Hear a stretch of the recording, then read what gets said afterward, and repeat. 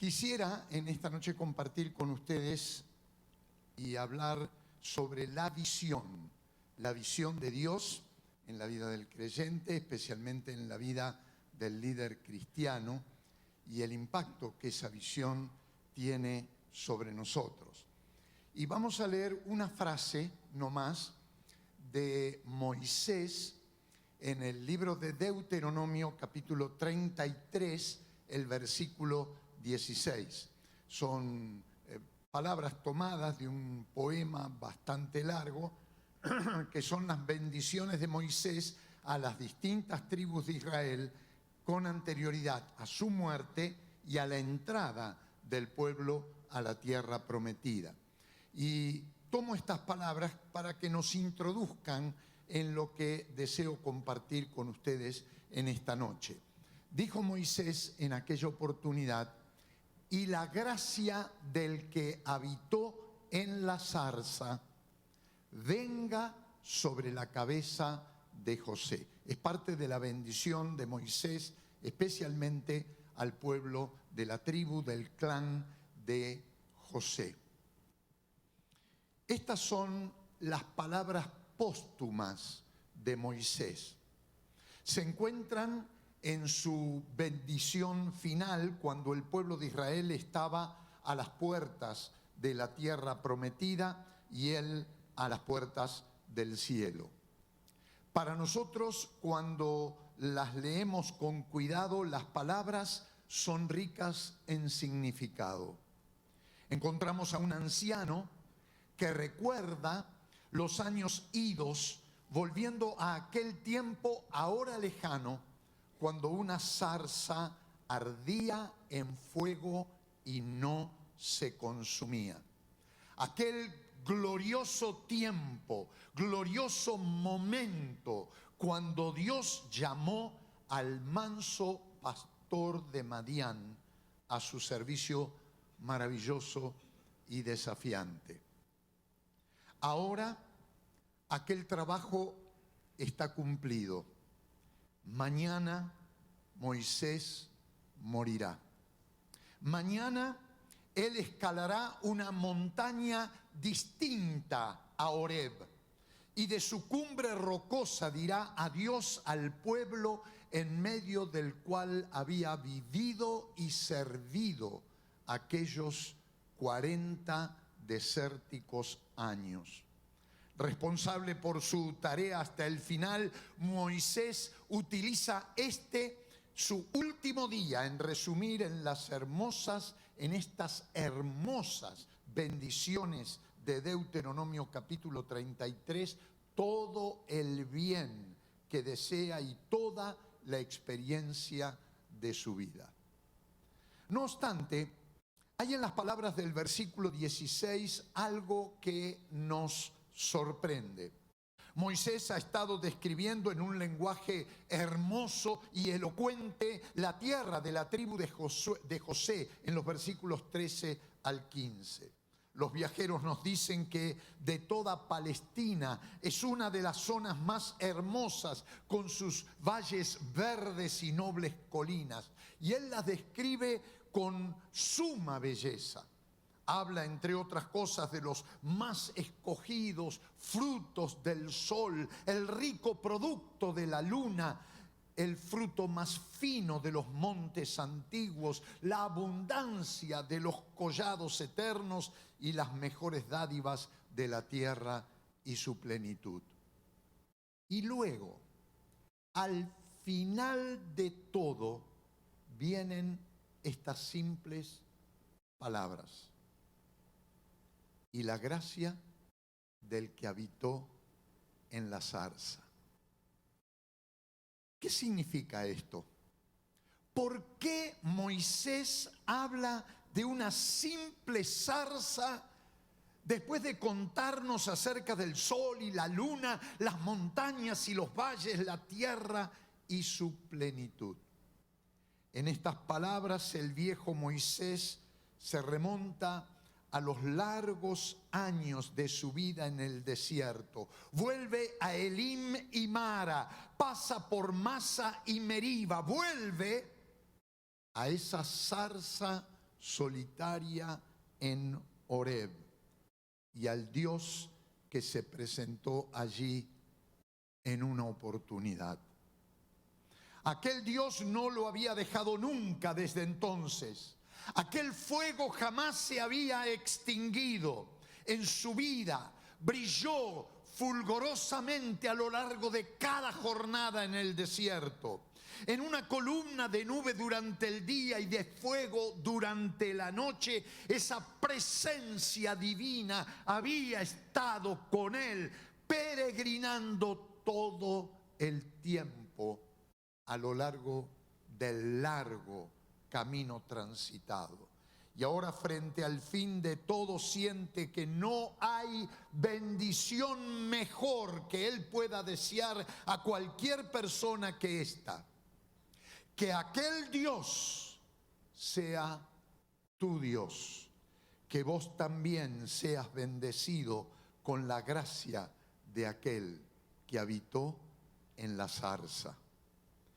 Y a partir de esta experiencia profundamente personal de Moisés, quiero que consideremos la importancia vital de la visión divina en la vida del creyente y del líder cristiano. Deseo que me acompañen a considerar el valor trascendente de esta visión divina en la vida del creyente y del líder cristiano, y especialmente al comienzo de este peregrinaje, al comienzo de esta vida y al comienzo del ministerio de servicio en el reino de Dios. Un gran escritor ha dicho que el último acto en la vida de una persona es lo que la pone a prueba. Muéstrame tus frutos, dice el gran poeta inglés del siglo XIX, Roberto Browning. Muéstrame tus frutos, este último acto tuyo, pues en lo último está resumido lo primero y todo.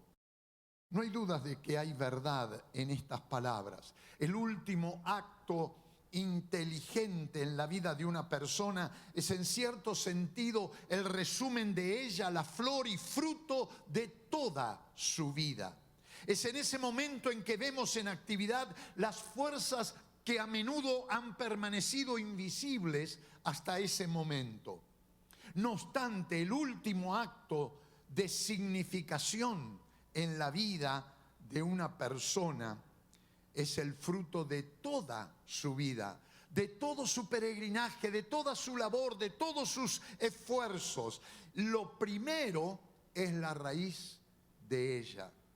Cuando alguna vez hemos visto a Dios cara a cara en una experiencia espiritual profunda, cuando mi vida en algún momento se inflamó con el fuego de su presencia y quedó marcada por el impacto de su gracia, entonces tengo algo que nunca me dejará, algo que irá conmigo durante toda mi vida, durante todo mi peregrinar por el desierto. Y luego, cuando lo haya cruzado hasta el fin, estaré listo como Moisés para hablar de la gracia del que me encontró hace tiempo e inflamó mi vida con el fuego de su presencia. Esto es lo que deseo que quede grabado en nuestras mentes en esta noche. El valor de la visión de Dios en la vida del creyente, en la vida del líder cristiano. Esto es lo primero y es lo más importante de todo. La importancia de la visión de Dios, el sentido de la presencia y dirección del Señor como sostén y fortaleza de la vida y del ministerio del creyente y del líder cristiano. El ser humano que ha visto a Dios es el que está en mejores condiciones para desempeñar un liderazgo efectivo en el reino de Dios. Esta es la cuestión que quiero abordar en esta presentación, y para hacer que nuestra reflexión sea más práctica, vamos a mirar a esta visión de Dios desde tres perspectivas diferentes. Primero, consideraremos la influencia de la visión divina sobre lo que somos, sobre nuestro carácter, sobre dos grandes factores de la vida de cualquier humano como son el carácter y sobre la acción de la persona. En segundo lugar, consideraremos la necesidad de la visión divina como fundamental para la vida cristiana y el liderazgo cristiano, el servicio del Señor. Y tercero, veremos el efecto de la visión divina en el ministerio que llevemos a cabo en el nombre del Señor, cualquiera que éste sea. Vamos entonces a mirar primero la influencia de la visión divina. Dice nuestro versículo en esta noche, habla Moisés y se refiere a la gracia del que habitó en la zarza. La influencia de la visión divina. La influencia de la visión divina sobre el carácter, sobre lo que uno es. La gloria del carácter humano es la fortaleza. Un carácter puede tener todas las virtudes, pero si no tiene fortaleza, está condenado. Alguien puede ser brillante, inteligente, perceptivo, intuitivo, pero sin fortaleza, todas estas virtudes no sirven para nada. Alguien puede ser sacrificado, abnegado, trabajador, responsable, pero sin fortaleza, todas estas cualidades no valen nada. Un carácter dotado de fortaleza es lo que pone sentido a todo lo que somos como creyentes y como siervos, siervas del Señor. Pablo podía decir en Filipenses 4:13, todo lo puedo en Cristo que me fortalece. También podía repetir en Efesios 6:10, por lo demás, hermanos míos, fortaleceos en el Señor y en el poder de su fuerza. Y como si esto fuera poco, en Colosenses 1:11 dice él, fortalecidos con todo poder, conforme a la potencia de su gloria, para toda paciencia y longanimidad. La fortaleza del carácter viene solo mediante una gran experiencia con Dios. El carácter humano no es una adquisición, es un don que viene de la mano de Dios, es un don de Dios. Así fue en la vida de Moisés. La experiencia en Horeb lo marcó. Dios hizo algo por él y en él que él nunca olvidó en el resto de su vida. Dios marcó la conciencia de Moisés con ese monoteísmo ético que fue su magnífico legado a Israel y desde Israel a toda la humanidad, y es parte de nuestra fe. La visión de Dios al comienzo de su ministerio hizo de Moisés el hombre, el líder que él fue, y lo acompañó a lo largo de toda su vida. Y así debe ser en nuestras vidas. Algún día, como Moisés, estaremos a la puerta de la tierra prometida, y al momento de la evaluación de nuestro carácter, es decir, de lo que hemos sido, una sola cosa será de importancia. ¿Hemos obedecido fielmente al Señor? ¿Le hemos seguido paso a paso con constancia y con fidelidad? ¿Hemos estado consecuentemente detrás del Señor, haciendo en todo su voluntad? La respuesta a estos interrogantes depende de si hemos tenido una experiencia personal con Él, si hemos tenido una visión personal de Dios que haya modelado de manera definitiva nuestro carácter, es decir, lo que somos, lo que somos. Esta experiencia de la visión divina puede venir de muchas maneras a nuestras vidas, porque somos diferentes, porque tenemos experiencias diferentes. En algunos casos puede venir en algún momento de gran dolor y prueba, y puede ser que esta sea tu experiencia. Llegaste a conocer a Cristo como Señor de tu vida, como tu Salvador, en medio del dolor, en medio del sufrimiento, en medio de la angustia, la desesperación, el temor o circunstancias que escapaban a tu control, y en esa situación de convulsión total encontraste a Cristo quien cambió todas las cosas y todas las circunstancias. En otros casos, la visión divina y el encuentro personal con el Señor se produce en situaciones de calma, de quietud, de paz, de gran felicidad. En momentos en que todo parece ordenado y andar bien, pero de pronto nuestros ojos se abren y vemos que el causante de todo eso es el Señor. Él es el origen de esa paz, de esa felicidad, de esa armonía. Y entonces nos damos cuenta de que si queremos seguir viviéndola, es en Él que lo tenemos que vivir, porque todavía hay mucho más para nosotros en Cristo cuando nos ponemos a transitar tomados, la vida transitarla tomados de su mano. La influencia de la visión divina sobre el carácter, sobre lo que uno es. Pero también está la influencia de la visión divina sobre la acción, es decir, lo que uno hace. La experiencia de la visión divina en el plano de lo que hacemos se traduce en perseverancia. Perseverancia. Si la gloria del carácter humano es la fortaleza, la gloria de su accionar es la perseverancia. Esto es así en la vida cotidiana. Lo que somos se demuestra por lo que hacemos, y lo que hacemos está asignado por la perseverancia. Y si así ocurre, entonces será evidente que lo que decimos ser es auténtico. Lo mismo ocurre en la carrera y en el ministerio cristiano. El problema con muchos de nosotros no es que no tenemos un llamado o un ministerio, sino que no logramos perseverar en lo que queremos hacer. Abandonamos, decaemos, nos deprimimos, nos desilusionamos y dejamos la tarea. No es que nos falten dones, no es que nos falten oportunidades, lo que nos falta es perseverancia. Y entonces fracasamos y nos amargamos, nos llenamos de culpa y generalmente terminamos por echarle la culpa a los demás de lo que nos pasa a nosotros. La experiencia de la visión divina, por otro lado, produjo perseverancia en Moisés. Hermanos, esperó 40 años. 40 años para ver los resultados de su ministerio como líder.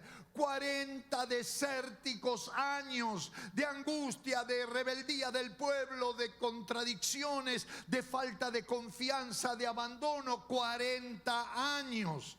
¿Qué fue lo que lo sostuvo? El recuerdo de la zarza ardiente. No hubo otra cosa.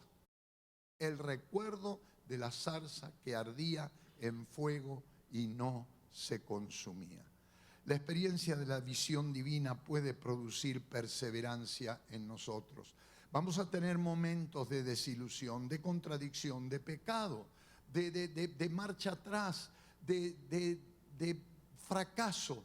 Y si no es por esa visión que ha transformado nuestra vida, si no es por ese encuentro personal con Cristo que ha hecho nuevas todas las cosas, será muy fácil que perdamos el camino, nos desviemos de la senda y terminemos a un costado llenos de amargura y de frustración.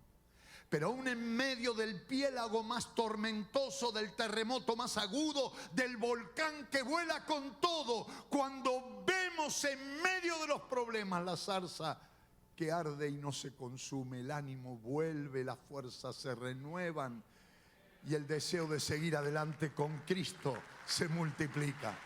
¡Aleluya!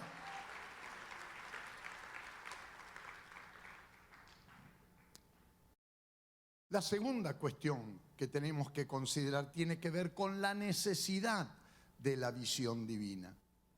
Dice el libro de los Hechos, y cambiamos de personaje ahora y vamos a Hechos capítulo 7, los versículos 55-56, para encontrar a otro hombre que tuvo su visión de Dios y se mantuvo fiel hasta la muerte. Esteban.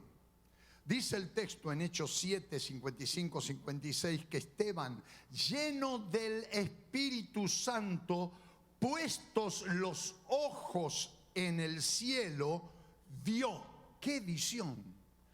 Vio la gloria de Dios y a Jesús que estaba a la diestra de Dios y dijo: he aquí, veo los cielos abiertos y al Hijo del Hombre que está a la diestra de Dios. ¡Qué visión! Se habla mucho hoy de la necesidad de una visión de parte de Dios como condición indispensable para el desarrollo de su reino y el crecimiento de la iglesia. Destacados líderes cristianos coinciden en señalar a la visión cristiana como elemento sustancial para el logro feliz de cualquier tarea o emprendimiento en el reino de Dios. Se dice: sin visión no se va a ninguna parte. Tal o cual iglesia crece porque sus líderes son hombres o mujeres de visión. En un sentido, esto es una gran verdad. Lo que no podemos visualizar, no podemos conceptualizar. Lo que no podemos visualizar, no lo podemos conceptualizar. Y lo que no podemos conceptualizar, no lo podemos realizar. La visión precede siempre a la conceptualización o comprensión de una acción y su puesta en práctica. Si aplicamos el carácter transitivo de las matemáticas, y disculpen algunos de ustedes que les recuerdo el primer año de escuela secundaria, porque estos estudian matemáticas de primer año de la escuela secundaria, supongo que acá en México más o menos debe ser así. Les recuerdo uno de los caracteres de las matemáticas, que es el carácter transitivo. Carácter transitivo, si tuviera un pizarrón aquí se los dibujaría la fórmula para entenderla mejor, pero es el que dice: si A es igual a B y B es igual a C, luego A es igual a C. ¿Me entendieron? 10 en matemática. Se llama carácter transitivo en las matemáticas. Si A es igual a B y B es igual a C, entonces A es igual a C. Si aplicamos esta norma o principio fundamental de las matemáticas a lo que estamos diciendo, si la visualización es necesaria para la comprensión y la comprensión es necesaria para la realización, para la acción, luego la visión es necesaria para la acción. No puede haber acción si no hay visión. 10 en teología.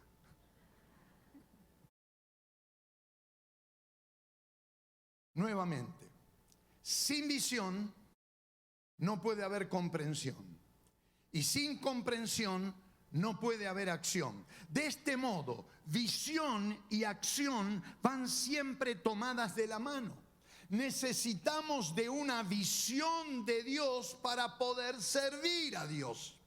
No podemos servir a Dios si no tenemos una visión de Dios, porque si no vamos a hacer cualquier cosa, lo que nos viene en ganas, y seguramente va a estar mal hecho. Porque vamos a hacerlo en el poder de la carne, no conforme la visión que da el Espíritu. Esto es esencialmente y especialmente cierto en relación con el reino de Dios y con el ministerio del creyente y del líder cristiano. Visión sin acción nos hace visionarios. Y los visionarios en el reino de Dios no sirven para nada. Se la pasan fantaseando, pero no trabajan, no mueven un dedo. Están todo el día panza arriba soñando, teniendo visiones, pero que nunca se concretan en la realidad. Visión sin acción es inútil, es la actitud de los visionarios. Pero por el otro lado, acción sin visión, eso se llama activismo.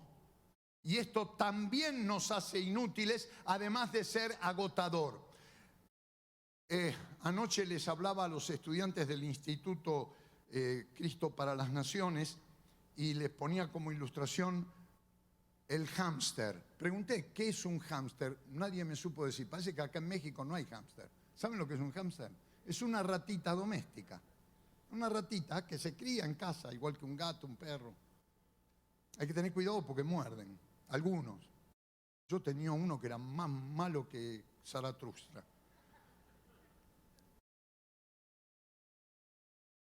Ahora, como son animalitos hiperactivos, generalmente adentro de la caja de cristal se le mete una rueda. Y entonces el hámster está tiqui, tiqui, tiqui, tiqui, corriendo todo el día, corriendo, corriendo. Está hiperactivo, se mueve, transpira, se agita, se cansa. Y está siempre en el mismo lugar. Corre como loco, pero no va a ningún lado. Hay un montón de creyentes que son así. Trabajan, pastores que tienen culto el lunes, el martes, el miércoles, el jueves, el viernes, el sábado, el domingo, etcétera, etcétera, etcétera. Reunión acá, actividad allá. Van a la puerta, miran un cartel, actividad de esto, de esto, de esto, de esto, de esto, de esto. Los creyentes ya no dan más, están todos agotados y la iglesia no va a ningún lado. Eso es activismo. Y el activismo no sirve para nada. Es agotador, no tiene sentido. Eso es acción sin visión. Es acción sin visión. Visión que se expresa en acción nos hace misioneros, nos hace agentes del reino. Y esto sí es fructífero. Cuando la visión de Dios la entendemos y la ponemos en práctica, hay fruto, hay resultado, hay realmente algo pasa. Visión más acción son como el azufre y el potasio. Ustedes tienen un frasco con azufre acá y un frasco con potasio acá, no pasa nada. Pongan el azufre y el potasio, mézclenlo y pónganlo bajo presión. Por ejemplo, denle un martillazo y explota como una bomba. De ahí viene la dinamita, y la palabra dinamita viene del griego dunamis, y dunamis se traduce en el Nuevo Testamento como poder. Recibirán poder cuando haya venido sobre vosotros el Espíritu Santo y me seréis testigos. Eso es azufre y potasio metido a presión por el Espíritu Santo y ¡boom! ¡Explota! Visión más acción. Y por último, el efecto de la visión divina. El efecto de la visión divina. El resultado inmediato de la visión divina, como dijimos, es acción. Cuando vamos al libro de los Hechos, que justamente es el libro de la acción del Espíritu Santo, descubrimos allí a hombres y mujeres de visión, pero activamente involucrados en dar expresión al reino de Dios en la tierra. Hechos capítulo 6 hasta el capítulo 8, 6, 7 y 8, esos 3 capítulos, allí encontramos a creyentes de visión, pero con una tarea concreta entre manos. Hombres y mujeres activos, llenos del Espíritu Santo, dando testimonio de Jesucristo. Y hay 4 realidades en las que la visión y la acción deben ir juntas. Y vamos a considerar estas 4 realidades a la luz de estos 4 capítulos, 3 o 4 capítulos de Hechos y aplicarla a nosotros como creyentes y como líderes. En primer lugar, cuando tenemos a un creyente y a un líder de visión más acción, la visión es específica. Es específica, no es que anda ahí viendo a ver para qué lado va, es específica, es clara, Dios es claro. Así fue la visión de los primeros líderes cristianos. Cuando se presenta el primer problema en la iglesia de Jerusalén, porque la iglesia de Jerusalén había crecido tanto que empezaron a surgir los problemas, y el problema lo tienen descrito ustedes en el libro de los Hechos, capítulo 6, versículos 1 al 7, y concretamente el problema era que la iglesia había crecido, se habían convertido judíos de habla aramea, pero empezaron a convertirse judíos de habla griega y empezaron a venir a la iglesia viudas de habla griega, y la iglesia tenía la buena práctica de ayudar a estas viudas que si no tenían que ir a la calle a prostituirse porque no tenían manera de sobrevivir. La iglesia les daba alimento para ellas y sus hijos. ¿Qué pasó en la iglesia? Los que repartían los alimentos, que eran los apóstoles, por la razón que fuera, empezaron a darle la caja de alimentos a las viudas de habla aramea. Y las griegas se quedaron o en la última en la cola o no recibían nada. Se quejaron a los apóstoles. ¿Qué fue lo que hicieron los apóstoles? Los apóstoles no se rasgaron las vestiduras. Los apóstoles oraron. Primero analizaron cuál era el problema, es decir, se pusieron a orar y a buscar con la guía del Espíritu Santo cuál era el problema y se dieron cuenta que el problema era este, que las viudas de habla griega, o porque no sabían arameo o por la razón que fuere, no recibían la ración que la iglesia les había dado, no la recibían. Y entonces había algo que hacer, pero además se dieron cuenta de algo que era todavía muchísimo más grave, y es que ellos como apóstoles eran los que estaban sirviendo las mesas. Y mientras los apóstoles siguieran sirviendo las mesas, no solo que las viudas griegas se iban a quedar sin comer y sus hijos, sino que nadie iba a comer la palabra de Dios, porque nadie se ocupaba de la oración y de predicar la palabra de Dios, que es tarea de los apóstoles. Entonces, diagnosticado el problema, viendo cuál era el problema y descubriendo cuál era el problema mayor, que no era que las viudas griegas se quedaban con hambre, era que toda la congregación tenía hambre de la palabra porque nadie les daba de comer la palabra, porque los apóstoles estaban entretenidos en otros menesteres y no en hacer lo que tenían que hacer. Entonces tomaron una decisión. Bajo la guía del Espíritu Santo designaron a unos hombres, a los 12, designaron a algunos para que pudieran ocuparse de esa tarea de una distribución justa. Hicieron un diagnóstico del problema, plantearon la solución, la congregación estuvo de acuerdo y el problema se solucionó. Nombraron 7 diáconos, hombres llenos del Espíritu Santo, de sabiduría de Dios, que hicieron una distribución justa, resolvieron el problema. Y dice la palabra que los apóstoles se dedicaron de lleno a la predicación de la palabra y a la oración. ¿Qué ocurrió? La iglesia creció todavía más. Habían pasado de 120 a 3.000, de 3.000 a 4.000, de 4.000 a 5.000 y después se desbordó la cosa y ahí se vino el problema. Cuando una iglesia crece como esta, y especialmente en poco tiempo, aparecen un montón de problemas. Y el problema número 1 que se plantea es el problema de la desatención. La gente se siente molesta porque no la atienden. A mí el pastor no me visita, a mí yo llego, no me saluda nadie, nadie me lleva el apunte, yo tenía no sé qué problema, nadie me preguntó, nadie oró por mí. Y empiezan las quejas y después empiezan los grupos. A mí me pasó lo mismo. Están todos los que se quejan porque cuando les aparecieron piojos en la cabeza nadie lo fue a despiojar. Y los otros porque, no sé, le contestaron mal. Entonces está todo el grupo de los que les contestaron mal protestando. Y la iglesia se empieza a dividir. Son problemas de una iglesia que crece. Y esto pasa en todo, si le pasó a la iglesia en Jerusalén, le pasa absolutamente a cualquier iglesia que va creciendo.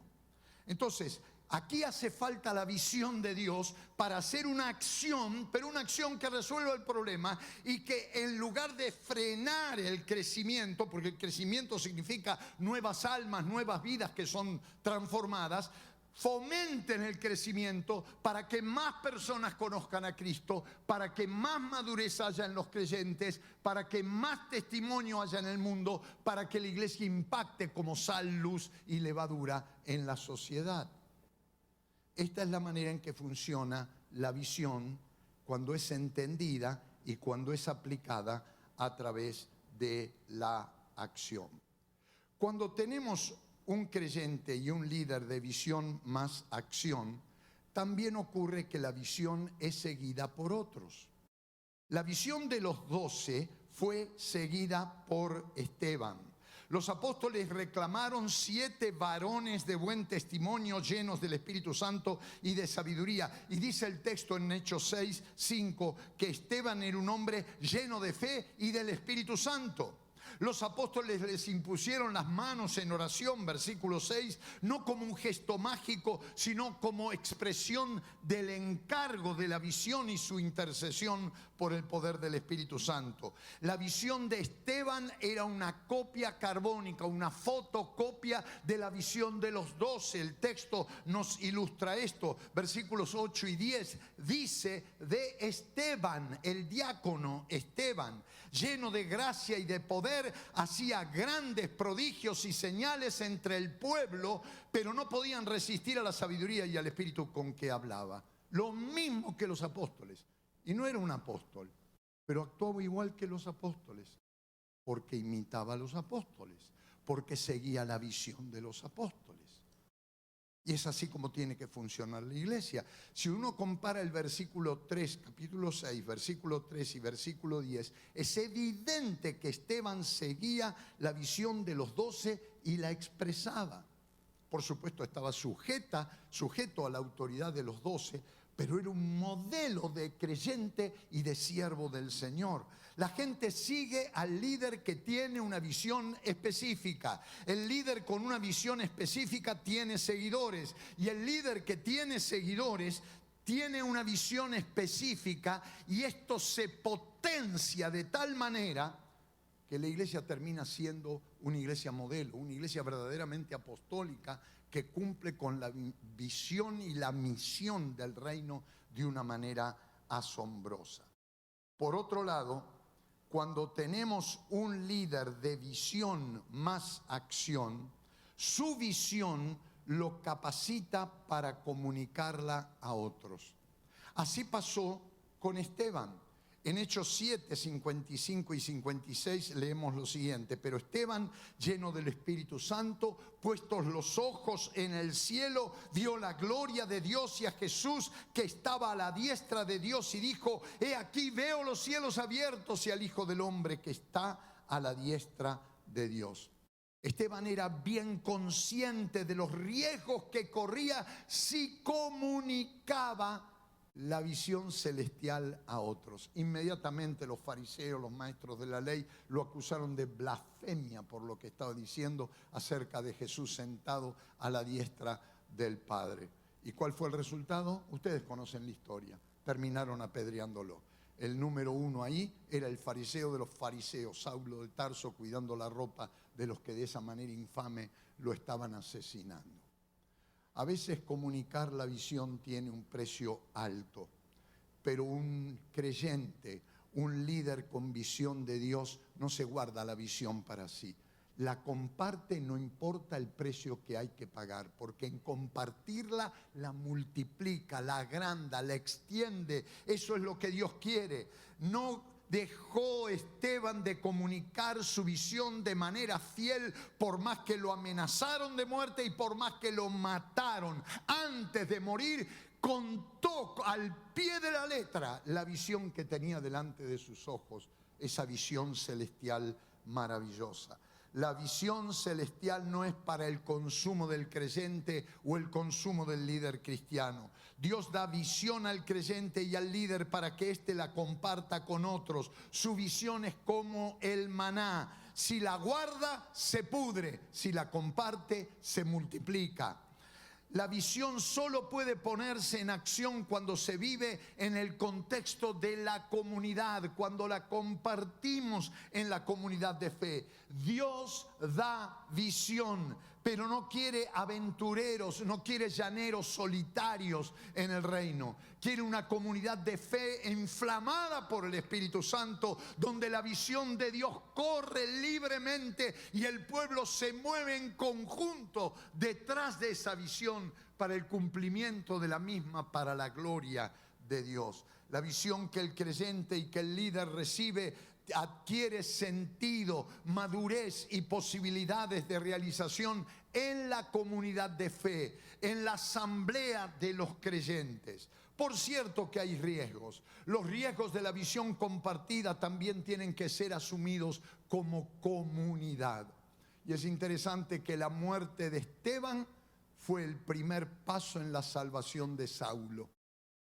Porque el libro de los Hechos destaca la presencia de Saulo para inmediatamente después contarnos cómo Saulo encuentra a Cristo y tiene una visión de Cristo glorificado en el camino a Damasco. Otra vez la visión aparece, otra vez surge de nuevo, otra vez seguramente que Pablo escuchó las palabras de Esteban y ahora él, aún ciego y confundido, caído en el piso, tirado como estaba, podía entender que esa visión que lo dejó ciego venía de Dios, porque ya lo había visto en la experiencia de Esteban. Sus palabras habían retumbado en su cabeza y aún cegado por su fariseísmo, esas palabras no se las olvidó. Veo los cielos abiertos y al Hijo del Hombre sentado a la diestra de Dios. Y cuando se encuentra con el Señor en el camino a Damasco, sabía muy bien quién era, porque era el que se le había manifestado en visión a Esteban. La visión nunca nos deja estériles. La visión nunca, aun cuando nos pone en peligro, nunca se queda sin fruto. Comunicar la visión, compartir la visión es la clave para crecer como iglesia, para dar un testimonio en conjunto del Evangelio de Jesucristo. Cuando el creyente, el líder de visión y acción, se pierde a sí mismo para ganar a otros, entonces ahí empezamos a ver esos frutos abundantes y ricos que produce el Espíritu Santo. Cuando el creyente y el líder de visión y acción se entrega a sí mismo para capacitar a otros y animar a otros en el esfuerzo, se arma un ejército invencible que va detrás del Señor, de la visión que marca el Señor. Y es ahí donde se empiezan a ver frutos que tienen perduración para vida eterna, que tienen resultados que nunca se terminan, que se reproducen aún a lo largo de los siglos y nos alcanzan a nosotros. La visión nos llega a nosotros. Es esa misma visión de Moisés, es esa misma visión de Esteban, de Saulo de Tarso, la que nos llega a nosotros.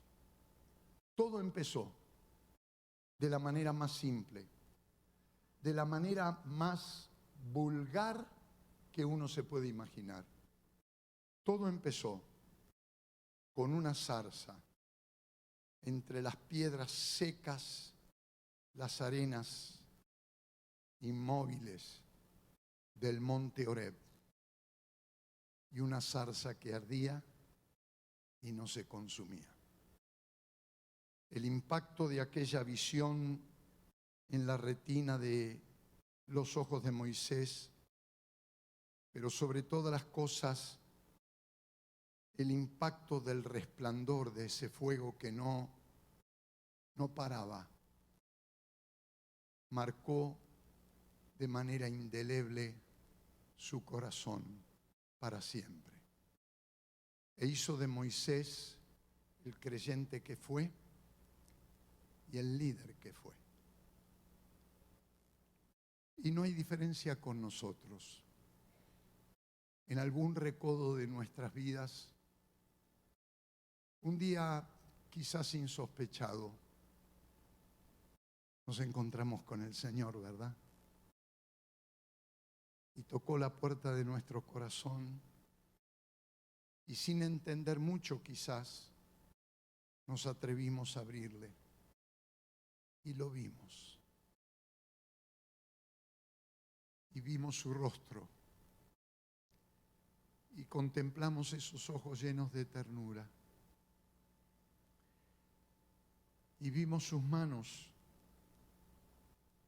Quizás buscamos la marca de los clavos, pero no había. Porque ese cuerpo es el cuerpo resucitado de Jesús. Además no necesitábamos verla.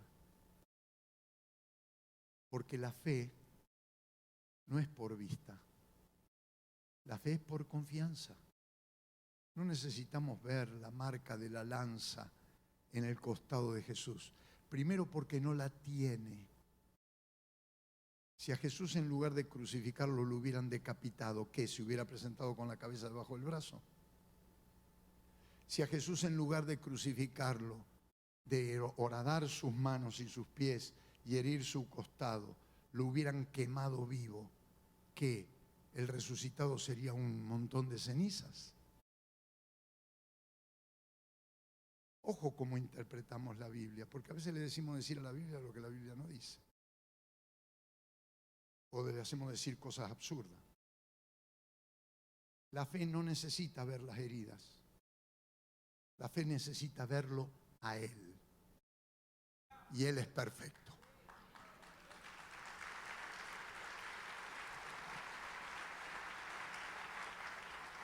A Él. Y cuando lo vemos a Él, todo cambia, ¿verdad? Todo cambia. Lo primero que cambia somos nosotros. Ya no podemos ser los mismos después de habernos encontrado con Jesús. Y no solo que nos encontramos con Él, sino que inmediatamente lo primero que nos dice es: sígueme. Y nos vamos detrás de Él. Y mientras vamos caminando detrás de Él, la visión nos acompaña porque lo vemos a Él. Él es fuego que arde delante nuestro. Él es nube de santidad que nos precede. Y vamos detrás de Él. Y es esta visión la que pone sentido a nuestra vida. Y es esta visión la que nos acompaña hasta el último segundo de nuestra existencia, si de veras alguna vez lo hemos visto cara a cara. Lo hemos recibido en nuestro corazón como Salvador y Señor. Y estoy seguro, querido, querida, que si tuvieras que dar una última bendición, una última palabra a tus hijos, a tus nietos, a tus bisnietos, a tus vecinos, a tus amigos, a tus familiares, a tus compañeros de trabajo, si has tenido esta visión, tus palabras serían bastante parecidas a la de Moisés. Que la bendición de aquel que habitó en la zarza, esa zarza que ardió en mi corazón hasta último momento, sea la que te acompañe y marque una diferencia en tu vida. Que así sea. Aleluya. Aleluya. Vamos a cerrar nuestros ojos un momento.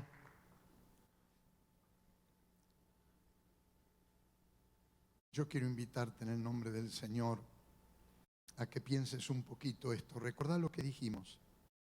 La visión, la comprensión y la acción. Estoy seguro que la mayoría de los que estamos aquí hemos tenido una visión del Señor. Hemos recibido al Señor, le hemos reconocido en nuestras vidas. Eso ya está. Quizás algunos necesitan refregarse un poco los ojos de la fe para ganar otra vez nitidez en la visión original.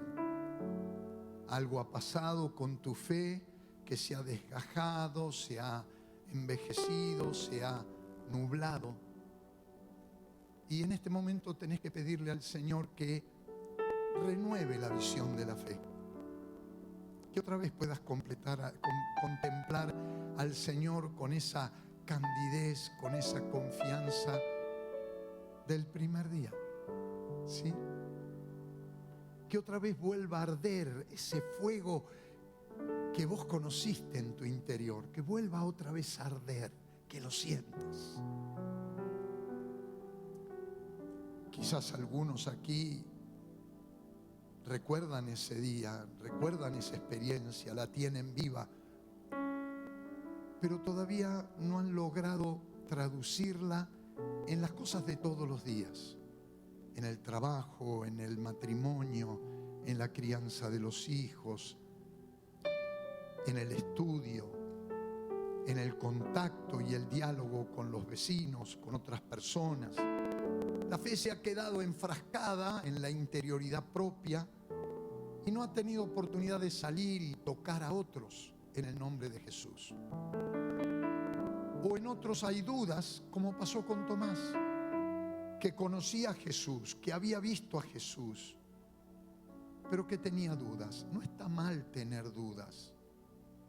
El problema es cuando las dudas se anidan en nuestra mente y no le dejan espacio a la fe confiada para crecer.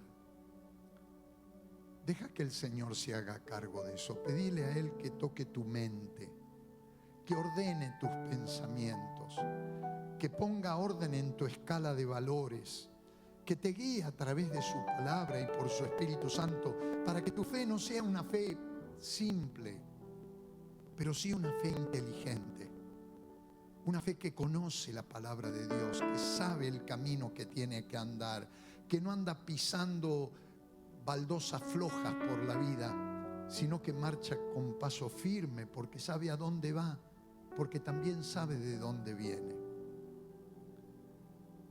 Y quizás la mayoría de nosotros, me atrevo a pensar, necesitamos llegar al tercer estadio, y es poner nuestra fe en acción.